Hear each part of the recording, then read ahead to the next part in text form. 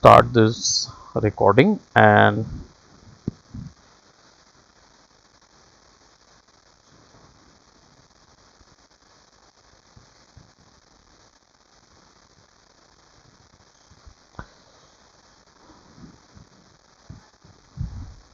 a bit overview कि इसमें generally cinematography में हमारा कैमरा एंगल्स एंड शॉट्स तीन चीज़ें रहती हैं।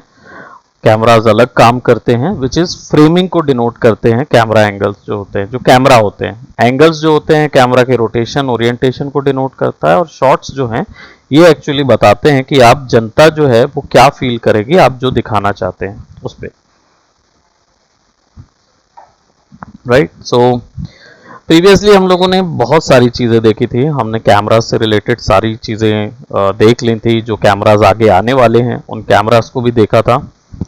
डिजिटल फॉर्म ऑफ रिकॉर्डिंग ये भी देख ली थी। कैल्विन स्केल, स्टोरी बोर्ड, ये सेशन भी हो गया था। हमारा फंडामेंटल्स ऑफ शॉट्स और long, extreme long, full shot, medium shot, types of medium shots, medium full shot and cowboy and close up and so on.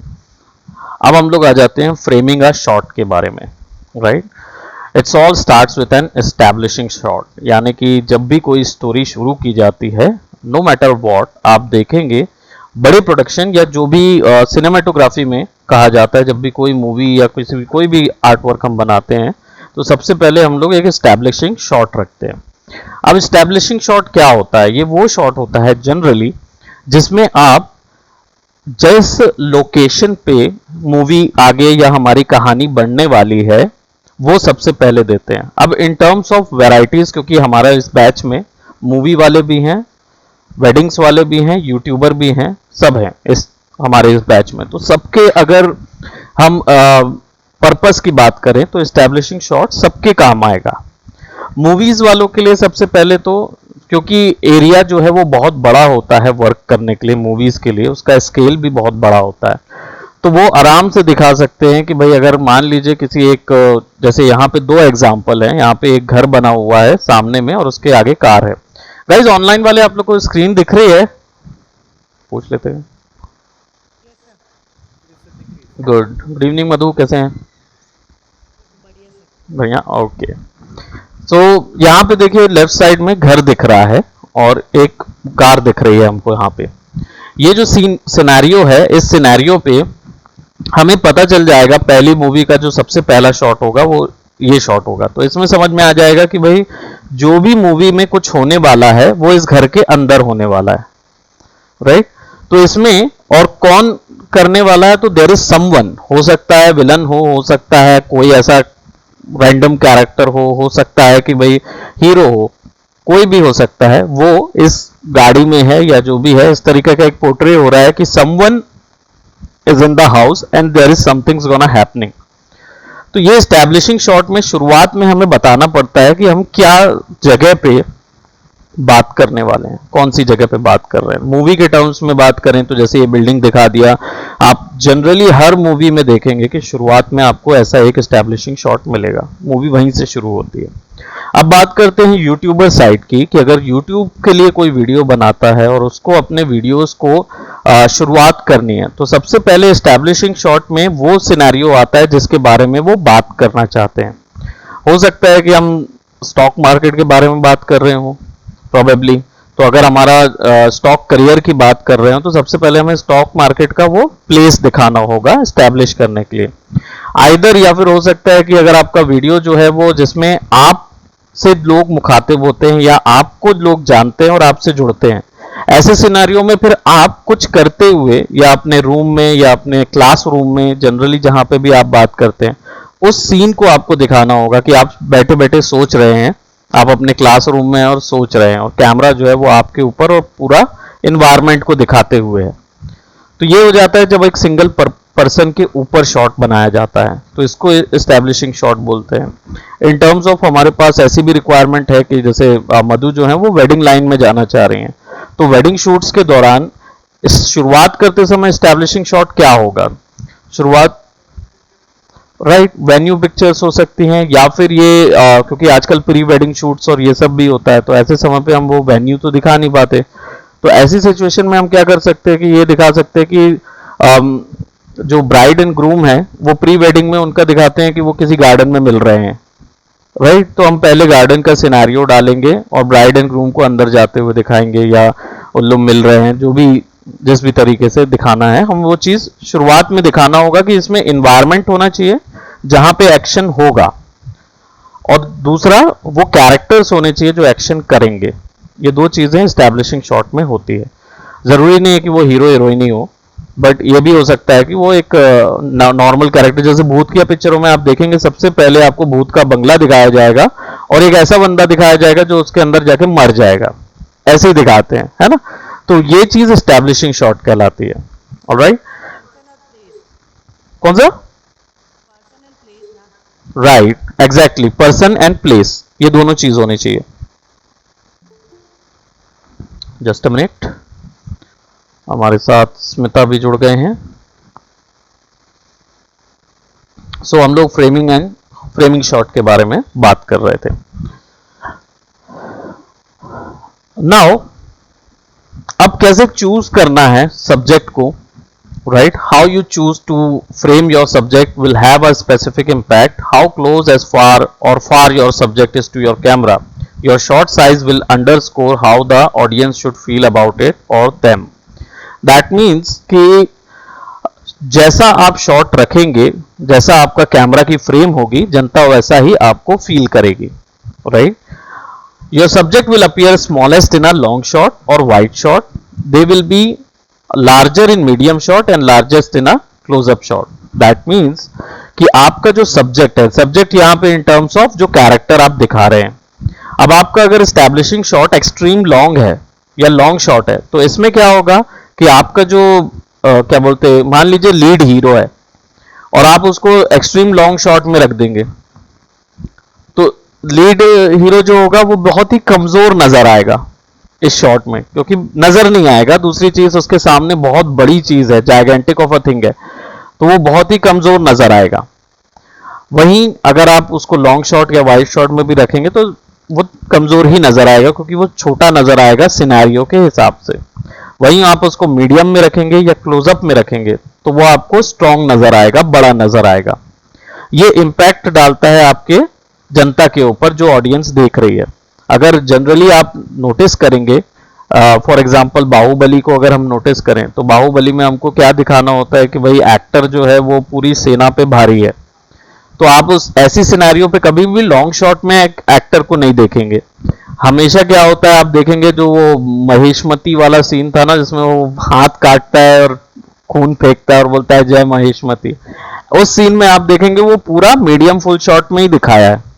उसने लॉन्ग शॉट गए ही नहीं है कि उन्होंने दिखा दिया कि वो ऐसा करके खड़ा हुआ और दूर से पूरी सेना, लाखों की सेना दिखा रहे, ऐसा नहीं। उसने क्या दिखाया, आधे से ज्यादा फ्रेम में आपका हीरो था, राइट। ऐसे में क्या होता है, वो स्ट्रेंथ समझ में आती है जब भी हम कोई ऐसे सिनेरियो, तो अगर हमारा सिनेरियो या हमारा जो स्टोरी है, राइट, अगर हमारी जो स्टोरी है, हमारा सीन जो है वो ये रिक्वायर होता है कि हमारा हीरो काफ़ी स्ट्रांग है, या हमारी फीमेल कैरेक्टर जो है वो दुनिया के साथ लड़ने के लिए बहुत ज़्यादा अच्छी स्ट्रांग है, तो फिर आप उसको क्या करेंगे, मीडियम या क्लोजअप शॉट में ही दिखाएंगे उनको। सबसे पहले उनकी जो शुरुआत हो वो मीडियम और क्लोज शॉट में होगी। यहाँ पे जैसे आप देख रहे हैं, ये एक एग्जाम्पल है बड़े बड़े शॉट्स का जिससे इम्पैक्ट अलग अलग बनते हैं, राइट। मैंने प्रीवियसली इनका डेफिनेटली यूज किया है, राइट। तो एक्सट्रीम वाइड शॉट में कैरेक्टर बहुत छोटा दिखता है सामने के एनवायरनमेंट के हिसाब से। नहीं, ये सीक्वेंशियल नहीं होते। एस्टैब्लिशमेंट शॉट आपका हमेशा सबसे पहला शॉट को एस्टैब्लिशिंग शॉट बोलते हैं। इसके बाद जितने भी शॉट्स आप यूज करेंगे वो सब इन्हीं बिना पे होंगे, आपके स्टोरी के बिना पे, राइट। अगर आप चाहते हैं कि आप पे लोगों का ध्यान रहे, लोग आपको सीरियसली लें, या लोग आपको आपसे अटैच हो जाएं, तो ऐसी सिचुएशन में आप क्या करेंगे, फिर मीडियम शॉट लगाना शुरू करेंगे। इन टर्म्स ऑफ हम बात कर रहे हैं यूट्यूब्स की या 1-to-1 एक्सप्लेनेटरी वीडियोस की। ऐसी सिचुएशन में फिर पर्सन जो होगा वो मीडियम शॉट में ही रहेगा, आइदर क्लोजअप भी नहीं देंगे, उसका मीडियम शॉट रहता है जिसमें वो एक्सप्लेन करता है। जब मूवीज आ जाती हैं जिसमें बड़े स्केल का काम हो रहा है, तो उस जगह पे फिर स्टोरी होती है कि भाई हो सकता है कि आप दिखा रहे हो कि आपका जो एक्टर है वो बहुत ही ऑड्स में है, यानी कि उसके सामने इतनी बड़ी सेना है कि वो अब खत्म हो जाएगा। तो इस्टेब्लिशमेंट शॉट बनाने के बाद आप इनमें से कोई भी शॉट बना सकते हैं, डिपेंड करता है आपकी स्टोरी लाइन के ऊपर। ठीक है, तो यहाँ पे EWS हमने एक्सट्रीम वाइड शॉट का तो पहले देखा ही हुआ है। This is wide shot. ये एक्चुअली एक मार्शियन नाम की मूवी आई थी जिसमें हीरो जो है वो मार्स पहुंच जाता है और मार्स पहुंच के अकेला फंस जाता है वहां पे। तो वो उसको वापस आने की कोई गुंजाइश नहीं रहती, तो वो वहीं पे कॉलोनी बनाता है पूरी की पूरी। ये मूवी है, इसमें वाइड शॉट में दिखाया गया कि उसका जो स्पेसशिप है वो क्रैश हो जाता है मार्स में अंदर जाके। वो वहां से वापस आने वाला रहता है बट वो क्रैश हो जाता है, तो अब फंस जाता है, तो वो कॉलोनी बनाने लगता है वहां पे। इस तरीके का एक पूरा मूवी है। तो उसमें ये दिखाया गया कि out of odds wide shot में भी कैरेक्टर जो है वो थोड़ा कमजोर नजर आएगा कि वो मार्स में अकेला फंस गया है इस तरीके। तो यहाँ पे बिलीव नहीं किया गया है।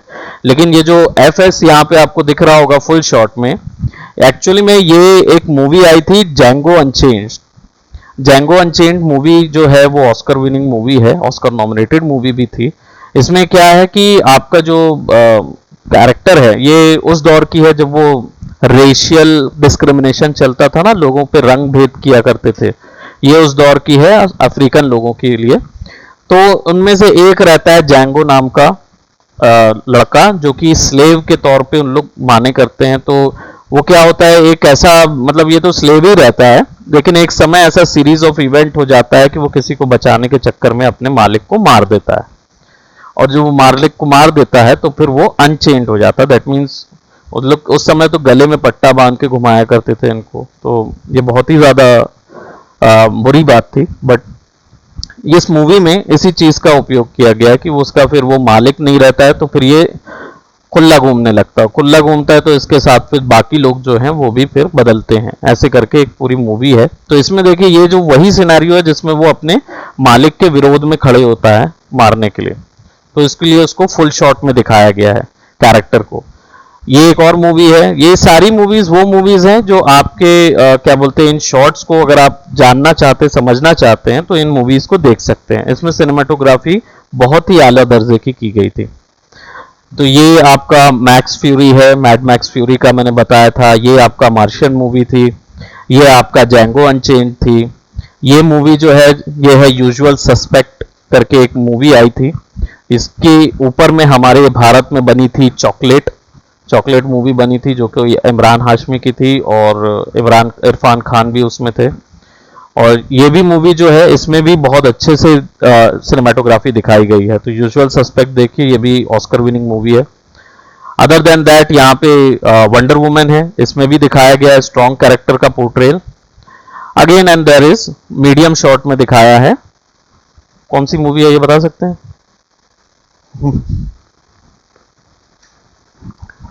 दैट इज एक्समैन, मार्वल की एक्समैन मूवी है ये। एक्समैन सीरीज है, ये भी काफी हाईलाइटेड मूवी है।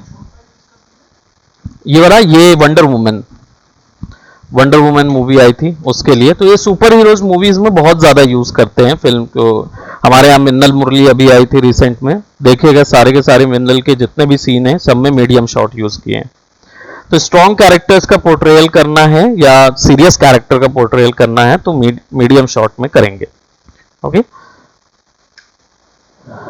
नाउ शॉट की फ्रेमिंग जो होती है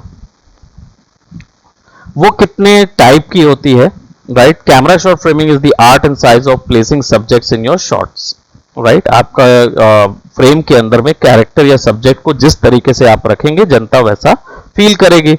तो किस तरीके से उसको रखना है। Camera shots are all about composition rather than pointing the camera at the subject. ये पूरा कंपोजिशन पे आधारित होता है, बल्कि क्या बोलते बजाय इसके कि कैमरा जो है सीधा आपने सब्जेक्ट के ऊपर रख दिया। यानी हर बार हम लोग सोचते हैं कि कैमरा जो है उसको अगर हम डायरेक्टली एक्टर के फेस पे रख देंगे या एक्टर के ऊपर रख देंगे तो बस काम खत्म हो गया। ऐसा नहीं होता। ये एक्चुअली सीन कंपोजिशन के ऊपर होता है। अब सीन कंपोज जो है वो कैसे होगा, तो बेसिकली आप हो सकता है कि आपके सीन में दो लोग हैं, तब फिर आप कैमरा जो है वो दोनों के बीच में कैसे रखेंगे। तो एक सर्टेन पोजीशन पे ही कैरेक्टर को रखा जाता है। यहाँ पे 4-5 सिनेरियोज मैंने रखे हुए हैं यहाँ पे, जिन पे आप अपने एक्टर को रख सकते हैं। यहाँ पे प्लेसिंग जो है वो आपने देखी है, अगर सिंगल पर्सन प्लेसिंग हो रही है। एक्स्ट्रा लॉन्ग शॉट में कैरेक्टर की प्लेसिंग कहाँ है, लॉन्ग शॉट में इधर है। क्लोजअप शॉट में देखिए नीचे थोड़ा सा कैरेक्टर है, सेंटर के आंखों के ऊपर उसका क्या बोलते हैं आई लेवल है। अब इसमें जो 5 सिनेरियो है जो मैंने दिए हुए हैं, ये आपके सीन में सब जगह आते हैं। पहला है सिंगल शॉट, राइट, जिसमें आप एक पर्सन को दिखाते हैं। तो अब आप मीडियम शॉट अगर ले रहे हैं तो पर्सन यहां पे सिंगल शॉट में खड़ा होगा, राइट। फिर दूसरा है 2 शॉट, यानी 2 लोग जब एक साथ एक फ्रेम में होते हैं तब उनकी फ्रेमिंग कहां करनी है, आगे वो चीज हम लोग देखेंगे। तीसरा है 3 शॉट, 3 लोग अगर कैमराज में हैं और एक साथ उन तीनों को दिखाना है तो 3 शॉट सिस्टम यूज करेंगे। Over the shoulder OTS shot, यानी कि जब कॉन्वर्सेशन दिखाते हैं, हमने प्रीवियसली एडिटिंग के वक्त में प्रीमियर में ओवर द शोल्डर शॉट में एडिटिंग की थी, जो कॉन्वर्सेशन वाला दिखाए थे हम लोग ने किया था। तो point of view shot, that means अगर हमें एक्टर के पॉइंट ऑफ व्यू से दिखाना हो, ठीक है। आगे देखते हैं कैसे कैसे कौन से शॉट होते हैं। तो सिंगल शॉट कुछ इस तरीके का होता है। When your shot captures one subject, it's known as a single shot, right? जब किसी एक सब्जेक्ट को हम कैप्चर कर रहे हैं तो वो right. Single shot can be set and framed in any shot size you like, just long as there is only one character featured within the frame. Previously जो मैंने यहाँ पे बताए हैं XLS, LS, MLS, MS, MCU, CU, BCU, XCU, ये जितने sizes हमने बताए ये सब में सिंगल शॉट आ सकता है, क्योंकि उसमें आप एक ही एक्टर को पोर्ट्रे कर रहे हैं। The reason is because you can have an over the shoulder single, also known as the dirty single. Actual में ये जो साइज है ये तो चलिए समझ गए आप, क्योंकि ये सिंगल सब्जेक्ट है। लेकिन यहां पे आप देख रहे हैं कि आपके पास बैटमैन भी है और आप ओके ठीक है, कोई इश्यू नहीं। हाँ बिल्कुल बिल्कुल, मैं आपको लिंक वो शेयर कर दूंगा, आप देख लीजिएगा। Okay okay, welcome. तो रीजन इज यहाँ पे नीचे पे देखेंगे आप कि यहाँ पे आपके पास एक जोकर है और एक बैटमैन है। इसको भी ओवर द शोल्डर शॉट बोला जा सकता है, लेकिन इसको डर्टी सिंगल शॉट बोला जाता है। क्यों? क्योंकि है तो वो टेक्निकली ओवर द शोल्डर, लेकिन शोल्डर के स्लाइटली टिल्ट करके लिया जाता है ताकि पूरा का पूरा ध्यान आपके एक्टर पे हो। तो the reason is because you can have an over the shoulder single shot, इसको बोलते हैं, जिसको कॉमनली डर्टी सिंगल माना जाता है। Because that technically has more than one person in the frame but the character in the foreground isn't featured, यानी कि इसमें इस कैरेक्टर को आउट ऑफ फोकस कर दिया जाता है और पूरा का पूरा ध्यान जो है वो इनके ऊपर होता है, राइट। तो इसको डर्टी सिंगल शॉट भी बोलते हैं। हालांकि ये टेक्निकली इस पे डिबेट की जा सकती है कि भाई ये तो 2 कैरेक्टर दिखा रहा है, फिर सिंगल कैसे हुआ, लेकिन ये डिबेटेबल है। इसको बोलते हैं ना कि फॉरेनर्स जो है वो डर्टी सिंगल बोल रहे हैं इस चीज को, कि हाँ भाई आपने साइड में है, मतलब उसको ब्लर भी कर सकते हैं ऐसे करके। तो ये एक रखा गया है एक शॉट को। तो आप कभी अगर आपको कोई बोल रहा है कि अरे भाई डर्टी सिंगल लेना है या इस तरीके से, तो आप समझ लीजिए कि हाँ ये बात ऐसी की जा रही है कि यहाँ पे एक्टर जो है वो दिखेगा, लेकिन वो नॉन एग्जैक्टली नॉन सिग्निफिकेंट रहेगा। नाउ देयर इज 2 शॉट और 2 shot, right. A 2 shot is a camera shot with 2 characters featured in the frame. If you're feeling a little bit, I should start that. I forgot how to at that time. Okay, so इसमें क्या होगा, 2 लोगों को हमको shoot लेना होगा, 2 लोगों का। 2 shots are often really useful for allowing performances to play out in a single take, which can be especially useful for comedy. यानी कि 2 शॉट जनरली कॉमेडी के लिए यूज किया जाता है, बट इसका लेने का तरीका यह है कि जो वीडियो आप ले रहे हैं वो पूरा एक सिनेरियो पे होगा, इस पे कटिंग नहीं होगी, बीच में कोई एडिटिंग नहीं हो सकती। तो इसलिए एक्टर्स को बता दिया जाता है कि, या डायरेक्टर जो है वो सिनेमेटोग्राफर और कैमरामैन को बता देता है कि this is a 2 shot. That means कि अब एक्टर्स जो हैं वो कंटिन्यूअसली अपना काम करते जाएंगे। राइट, कटिंग नहीं हो सकती, एडिटिंग नहीं हो सकती इसमें, तो हमें ये पूरा का पूरा लेना पड़ता है। अब जनरली कॉमेडी के लिए भी यूज करते हैं, बट कहीं कहीं जो है वो क्या बोलते हैं, डर दिखाने के लिए भी यूज किया जाता है, या सीरियस टॉक्स के लिए, बट सीरियस टॉक्स थोड़े कम रहते हैं, ये भी बता दूं। ये जो मूवी एग्जांपल है आप देख सकते हैं, कई मूवीज तो आपने देखी होंगी, देखी है? कौन सी? नन? नहीं मैं बता देता हूं, आप लोग रेफरेंस के लिए देख सकते हैं। ये मूवी है मैट्रिक्स, मैट्रिक्स का सेकंड पार्ट है ये, रीलोडेड। नीचे वाली पल्प फिक्शन है, पल्प फिक्शन भी ऑस्कर विनिंग मूवी है, क्लासिक मूवी बन चुकी है ये। और ये लॉर्ड ऑफ द रिंग्स है, ये भी क्या बोलते ऑस्कर विनिंग मूवीज हो गई हैं वीएफएक्स की, लॉर्ड ऑफ द रिंग्स। ये लेस डेस्पेराडोस नाम है पिक्चर का, ये वाली जो मूवी है। और ये वाली I think second world war की कोई मूवी है, I forgot about his name, right. बाकी मेरे को ये 4 मूवीज तो याद हैं, बिकॉज ये वाली मैंने देखा, ये हिटलर की ऊपर बनी हुई थी, हिटलर को मार देते हैं ये लोग, तो देखने लायक है। दोनों सारों में सिनेमाटोग्राफी का बहुत अच्छा काम हुआ है। थ्री शॉट्स मूवी जो है, three shot features 3 characters in the frame, 3 लोग होने चाहिए। 3 shots are really important in adventure films, अगर कोई एडवेंचरस काम दिखा रहे हैं तो 3 शॉट रहेंगे। और really any film that has a group of characters, अगर आपके साथ और भी लोग जुड़ रहे हैं तो 3 शॉट में आप शूट ले सकते हैं। It is an enormous time drain to shoot 3 singles just to show every character, not to mention jarring. That means कि क्या होता है कि जब हम लोग एडिटिंग करने जाते हैं और हमारे पास तीन कैरेक्टर हैं जिनके बारे में लोग देखना चाहते हैं, तो आप हर एक का चेहरा दिखाएंगे अगर एडिट कर करके, तो जनता जो है वो बहुत ही बुरी तरीके से थक जाएगी, क्योंकि आप हर बार कैमरा एक एक डायलॉग पे चेंज कर रहे होंगे। ऐसी चीज से बचने के लिए हम लोग यहाँ पे 3 शॉट्स दे देते हैं, राइट। ये थोड़ा सा क्या बोलते हैं लेंदी होता है, बट ये भी वही है, बीच में एडिटिंग नहीं होगी।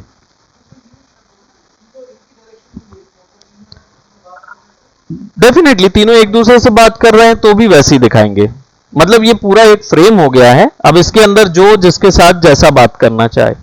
ये एक एक्टर की बोलते हैं एक्टिंग स्किल रहती है कि जब कोई दूसरा एक्टर बात कर रहा होता है या एक्टिंग कर रहा होता है, तब तक ये अपनी क्यू का इंतजार करते हैं।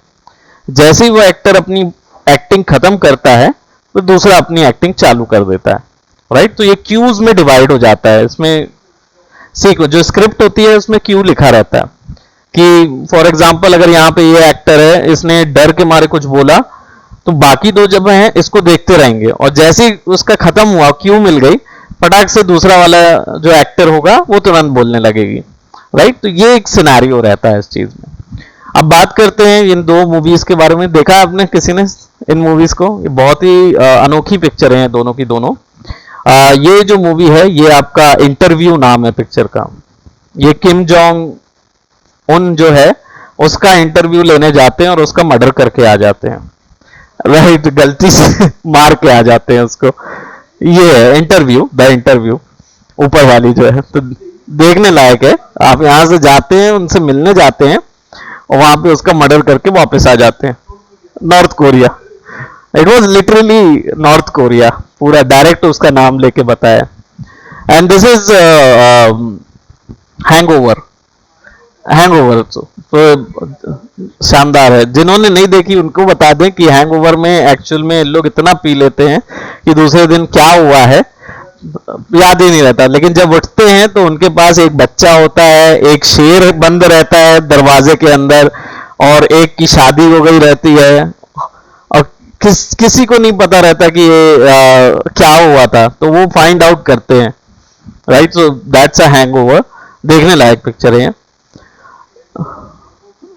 राइट। हैंगओवर 1 देखने लायक वो है।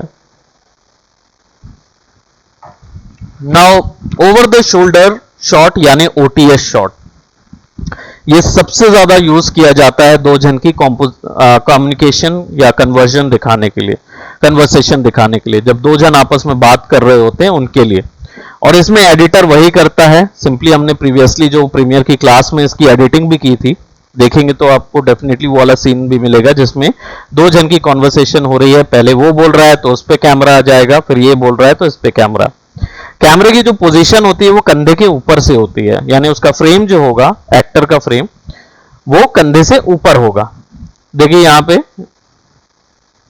इसके जस्ट ऊपर से देख रहा है, यहां पे भी जोकर फिल्म में ऊपर से देख रहा है, right. Shots can help to provide orientation and connect the characters on an emotional level, right. Character के इमोशनल लेवल के लिए कनेक्ट करने के लिए होता है ये shot. Here is our breakdown of the Westworld scene and how OTS shots works. जी बहुत कॉमन शॉट है ये, जनरली हिंदी इंडियन में बहुत ज्यादा यूज करते हैं। अगर ये नहीं होगा तो पिक्चर कंप्लीट नहीं होती हमारे यहाँ, ऐसा रहता है, क्योंकि कॉन्वर्सेशन बहुत ज्यादा दिखाई जाती है। नाउ मूवीज एग्जांपल हैं, आप लोग देखना चाहें ये सीन्स को तो ये गॉड फादर मूवी है आपकी, जो गैंग्स ऑफ वसेपुर है इसी से इंस्पायर्ड है, गॉड फादर से। और नीचे जो है ये बास्टर्डोस मूवी है, ये सेकेंड वर्ल्ड वॉर में हिटलर के समय की ही मूवी है। बास्टर्डोस जो है इसमें लोग हिटलर को जला देते हैं किसी थिएटर में, ऐसे करके मूवीज है। और ये मूवी है जोकर, राइट। इसके बारे में सुने होंगे, ये बैटमैन की का आर्च नेमेसिस जो जोकर है वो कैसे बना उसके बारे में पिक्चर है। इन सब में बहुत अच्छे सिनेमैटिक्स दिए गए हैं, अगर आप एग्जांपल्स में देखना चाहें ये बहुत हेल्प करते हैं किसी भी एक सीन और फ्रेम को बनाने के लिए। Now there is this OTH, हमने OTS देखा था, अब OTH शॉट की बात करें, राइट। OTH जो है इसका मतलब होता है over the hip shot. Over the hip shot यानी कैमरा जो है वो कमर के ऊपर, शोल्डर जो शॉट में क्या होता है, शोल्डर के ऊपर फ्रेम होता है कैमरे का, ओवर द हिप शॉट में कमर के पास से होता है। इसकी वैसे जरूरत इस चीज के लिए होती है कि आप सामने वाले कैरेक्टर को, जो एक्टर को जिसको पोर्ट्रे कर रहे हैं उसका पावरफुल दिखाना के लिए किया जाता है। अब यहां पे लिखा है कि shoulder in that the camera is placed with the characters hips in the foreground and the focus subject in the plane of acceptable focus, यानी फोकस जो है वो कैरेक्टर के ऊपर रहेगा। You will gain a similar effect from an over the hip shot as you would get an OTS, right. OTS में भी वैसा ही इफेक्ट मिलता है जितना OTH में मिलेगा। But if you have one character standing and the other sitting, kneeling or any other configuration that places the subjects on uneven terrain, it would often suggest a power imbalance। यानी कि अगर आप OTH दिखाते हैं और इस scene पे अगर आपका जो सब्जेक्ट है वो कमर से नीचे बैठा हुआ है या कमर से नीचे घुटने पे है या कुछ ऐसा है, तो ये आपको क्या दिखाता है, एक सर्टेन इम्बैलेंस दिखाता है पावर में। यानी सामने वाला पीछे वाले जो कैरेक्टर्स हैं उनके बीच में बहुत डिफरेंस है पावर के मामले में, राइट, उनकी स्ट्रेंथ के मामले में, होल्ड के बारे में। तो ये चीज दिखाने के लिए हम लोग इस तरीके का शॉट यूज करते हैं। This is the benefit of blocking and staging your actors and camera, right. आपका जो ये जो ब्लॉकिंग एंड स्टेजिंग है ये एनिमेशन का पार्ट होता है। इसमें क्या किया जाता है कि एक्टर को और कैमरा को इस तरीके से लॉक किया जाता है कि ध्यान जो है, जो मोशन या जो कैरेक्टर एक्टर जो कुछ कर रहा है वो सारा कुछ बिल्कुल कैमरे पे दिखेगा। बस जो क्या बोलते कमर जिसकी रहेगी उसका हाथ नजर आता रहेगा या कुछ उसका मोशन नजर आता रहेगा, अदरवाइज उसके अलावा मेन पूरा एनिमेशन जो है वो एक्टर का नजर आएगा। ठीक है, तो ये ओवर द हिप शॉट होता है, ये पावर इंबैलेंस के लिए यूज किया जाता है। जनरली आप इसको दे सकते हैं अगर आप कभी ऐसा दिखाना चाहें कि सामने वाला या तो बहुत ही कमजोर दिखाना है तो उसको घुटनों पे ला दीजिए, और अगर उसको बहुत पावरफुल दिखाना है तो उसको सोफे में बैठा दीजिए, राइट। डिपेंड करता है कि आप उसको सिंहासन पे बैठा दीजिए या उस पे दिखा दीजिए। बिल्कुल बिल्कुल। Now there is a point of view shot, POV shot, right. A POV shot is a camera shot that shows the viewer exactly what the character sees, यानी जो एक्टर देख रहा है वही चीज दिखाने के लिए आपका POV शॉट होता है। This transports the audience into the character, directly अगर आपको अपने एक्टर के ऊपर में जनता को कनेक्ट करना है कि एक्टर के दिमाग में क्या चल रहा है या हीरो के दिमाग में क्या चल रहा है, तो आप पीओवी शॉट दे दीजिए सीधा सीधा। एग्जाम्पल बीइंग जॉन मैल्कोविच, ये भी एक ऑस्कर विनिंग मूवी है, बीइंग जॉन मैल्कोविच। ये पूरी मूवी पीओवी शॉट पे शूट की गई है। यानी आप जो एक्टर है वो किसी मतलब मूवी का कॉन्सेप्ट ये है कि एक्टर जो है वो जॉन मैल्कोविच भी एक फेमस एक्टर है, तो उसके दिमाग में चला जाता है और वो उसके दिमाग से देखने लगता है सारी चीजें। तो मूवी काफी इंटरेस्टिंग है, आप चाहें तो उसको देख सकते हैं, जिसमें पीओवी शॉट्स के पूरे पूरे सीन पीओवी शॉट के हैं, तो आपको बहुत आसानी से कनेक्ट करता है वो चीज, तो आप हीरो के साथ कनेक्ट हो सकते हैं। एग्जैक्टली एलएसडी जो हमारी मूवी थी सेम वैसी ही थी। तो पीओवी शॉट्स का मेन पर्पस ही वही रहता है। Now let's talk about angles. अभी हम लोग ने शॉट्स एंड फ्रेम्स कंप्लीट किया। फ्रेम से हमें क्या समझ में आया कि हम अपने एक्टर को स्ट्रेंथ पावर प्रोवाइड कर सकते हैं, कमजोर दिखा सकते हैं, उसको इंटरेस्टिंग दिखा सकते हैं अगर उसकी बस पोजीशन हम अपने फ्रेम पे रख दें, राइट। बट एंगल क्या करता है? Angle, advance camera shots are those that indicate camera angle and placement. यानी कि अभी जो हमने देखा वो बेसिक कैमरा शॉट्स थे, लेकिन अगर आप उसमें एंगल्स जोड़ दें तो क्या होगा, वो एडवांस कैमरा शॉट्स हो जाएंगे, ठीक है, वो बड़े हो जाएंगे। अब इसमें कैमरा एंगल एंड प्लेसमेंट दोनों बहुत अच्छे से काम करती है, यानी कि कैमरे का रोटेशन और उसकी पोजीशन, ये दोनों इस पे ऐड करती है। And are often used to effect the mood और नैरेटिव ऑफ द फिल्म, यानी कि rather than indicate size and spatial awareness। यानी कि जो प्रीवियस वाले थे जो हमने देखे वो क्या कर रहे थे, वो साइज बता रहे थे, राइट, एक स्पेशल इमोशन दे रहे थे। यहां पे जब आप ये ऐड करेंगे क्या बोलते एंगल एंड प्लेसमेंट, तो ये क्या करेगा, ये मूवी में ऑडियंस के मूड को हिट करेगा, राइट। ऑडियंस जो है अब वो एक नई फीलिंग ले पाएगी उस पर्टिकुलर शॉट से, एक्सपीरियंस ले पाएगी। आई लेवल एंड कैमरा एंगल, ये सबसे पहला आई लेवल कैमरा एंगल होता है, राइट। अगर आपने मीडियम शॉट लिया है और उसमें आई लेवल कैमरा एंगल डाल दिया, okay, so an eye level refers to when the level of your camera is placed at the same height as the eyes of the characters in your frame. यानी कि आपके shot पे जो actor है, actor के just सामने उसके आई level पे अगर कैमरा प्लेस कर दिया जाए, राइट, तो सबसे बेसिक वाला जो एंगल रहता है वो आई लेवल एंगल होता है। इसमें क्या होता है कि कैरेक्टर जो है वो आपका क्लोजअप शॉट में भी हो सकता है, मीडियम शॉट में भी हो सकता है, लॉन्ग शॉट में ये चीज पॉसिबल नहीं है, ये मीडियम में ही पॉसिबल है या क्लोजअप में ही हो सकता है। तो उस दौर में फिर आप अगर आई लेवल पे कैमरा रख देंगे तो जनता डायरेक्टली कनेक्ट कर जाएगी और आप सीधा सीधा उस बोलना चाहिए एक आप अपने पर्सन पे, जैसे आप बैठ के कोई चीज देख रहे हैं या आप बैठ के उस इवेंट पे हैं या खड़े होके उस इवेंट पे हैं, ये सब चीज एक्सपीरियंस कर सकते हैं। फॉर एग्जांपल हो सकता है मुझे ये दिखाना हो कि जनता एक्चुअल में उस एनवायरनमेंट में खड़ी है और खड़े होके हम देख रहे हैं, तो हम क्या करेंगे, एक्टर के आई लेवल पे अगर इसको रख देंगे तो जनता आसानी से इसको महसूस करेगी कि हम चारों तरफ का सीन दिखा सकते हैं कि जनता उसमें उस एनवायरनमेंट में है, उस लेवल पे खड़ी हुई है, एज अ पर्सन उस लेवल पे है, तो जनता उसमें तुरंत कनेक्ट हो जाती है एनवायरनमेंट के साथ, राइट। अगर हो सकता है कि हम अगर यूट्यूब्स के लिए अगर काम कर रहे हैं और उसमें अगर हम देखें तो अगर आप बैठे हैं एज अ सब्जेक्ट, आप बैठ के बात कर रहे हैं, तो आई लेवल पे अगर कैमरा रख देंगे और सर्टेन प्लेसमेंट यानी लेफ्ट साइड की प्लेसमेंट या राइट साइड की प्लेसमेंट में रखेंगे तो आप एग्जैक्टली ऐसा फील करेंगे कि आप क्लासरूम में टीच कर रहे हैं। तो जैसे आप बैठे हुए हैं, मैं बैठा हुआ हूं, हमारे आई लेवल सेम है।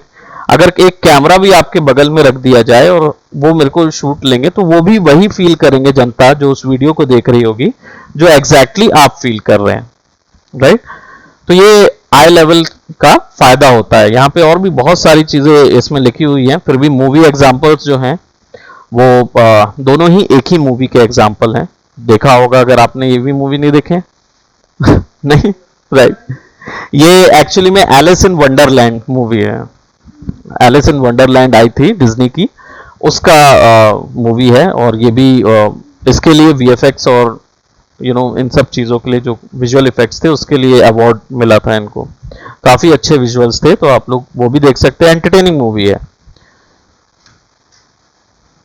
आई लेवल के कुछ एग्जाम्पल्स हैं और यहाँ पे कुछ स्टोरी बोर्ड मैंने रखी थी। इस चीज के लिए रखा हुआ था क्योंकि इस सीन को बहुत लोगों ने देखा। ये बोलना चाहिए एक समय पे नेटफ्लिक्स की या ओटीटी इंटरनेट का सबसे ज्यादा देखा जाने वाला शो था। कोई बता सकता है कौन सा वहां online? Exactly, game of thrones, right. GOT जिसको लोगों ने बोला। गेम ऑफ थ्रोन्स जो है वो बहुत ज्यादा हिट हुआ था अभी रिसेंटली। इसमें आई लेवल का एक सीन मैंने यहाँ पे दिखाया हुआ है। तो यहाँ पे क्या है, ये शॉट 1, शॉट 2, 3, 4 में एक्सप्लेन किया गया है कि एक्चुअली आई लेवल को यूज कैसे किया गया है। इसमें देखिए शॉट 1 पे नीचे स्टोरी बोर्ड में लिखा है CU, that means close up shot है, और CU आई लेवल सिंगल।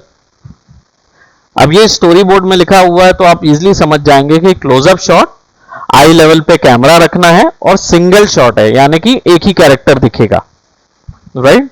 स्टैटिक, स्टैटिक का मतलब है कैमरा मूव नहीं होगा, खड़ा रहेगा एक जगह पे, राइट।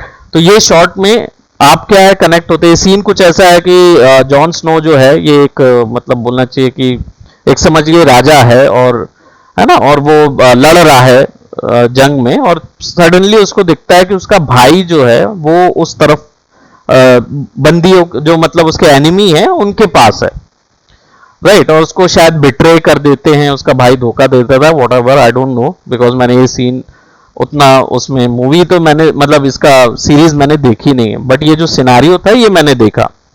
तो वो देखता है उसमें, वो रियलाइज करता है कि उसका भाई वहां कैसे खड़ा हुआ है, और फिर पता चलता है कि उसके भाई को छोड़ता है वो जो विलन है, और बाद में पीछे से मारने की कोशिश करता है। अब मार देता नहीं मार देता वो बात की बात है, बट सीन हमारा आई लेवल शॉट जो है वो यहाँ कवर अप होता है। कि आई लेवल शॉट में पहले उसने ये दिखाया कि जॉन स्नो कुछ देख रहा है। सेकंड में क्या होता है, CUHA सिंगल, यानी क्लोजअप शॉट, HA यानी हाई एंगल, राइट, सर के ऊपर से हाई एंगल, आगे और एंगल्स के बारे में बात करेंगे, high angle, and single, single that mean single shot, right. इसके आगे पैन लिखा हुआ है, यानी कैमरा जो है वो हॉरिजॉन्टल पैन कर रहा है, राइट। अब हो सकता है वर्टिकल पैन कर रहा हो या हॉरिजॉन्टल पैन कर रहा हो, राइट। इसमें क्या है, सिस्टम ऐसा होता है कि पैन का मतलब होता है कि भाई वो एक ही फ्रेम के अंदर कैमरा जो है वो दिखा रहा है, वो हल्का सा पैन कर रहा है, पीछे की ओर जा रहा है। एक होता है जूम इन शॉट, तो जूम रहेगा तो दैट मीन्स वो पास जाता रहेगा। पैन मतलब हल्का सा पीछे पैन होता रहेगा। ट्रैक मतलब हिलता रहेगा, ऊपर नीचे दाएं बाएं जाएगा, तो वो ट्रैकिंग कहलाता है। सो वो क्या कर रहा है कि वो देखता है उसको, और ये दोनों ही जो हैं वो क्या बोलते हैं, पहले आई लेवल पे था, देन फिर वो हाई एंगल पे चला गया, फिर उसके बाद शोल्डर लेवल पे आ जाते हैं, राइट। और वो दिखा रहा है लोग को यूज करने के तरीके बता रहा है वो, और आगे देखेंगे तो ये लो एंगल पे शूट कर रहा है। लो एंगल का डिफरेंस बिल्कुल अलग है, हम लोग आगे इसको डिस्कस करेंगे। ये आगे आप देख सकते हो ये सीन को, हालांकि जब मैं इसको शेयर करूंगा तो आप इसको फॉलो कर सकते हैं। लॉर्ड ऑफ द रिंग्स का जॉन स्नो वाला सीन देखेंगे तो आपको मिल जाएगा, Jon Snow and Ramsay, right, ये करके सर्च कर सकते हैं तो वो मिल जाएगा आपको। नाउ देखते हैं आगे, आई थिंक यहीं तक करें, फिर उसके बाद फिर लो एंगल से शुरू करते हैं, राइट। तो क्योंकि क्या बोलते फिर टू मच ऑफ इंफॉर्मेशन हो जाएगा, राइट। सो अभी फिलहाल हम लोग हम समझे आई लेवल तक करेंगे इसको, ठीक है।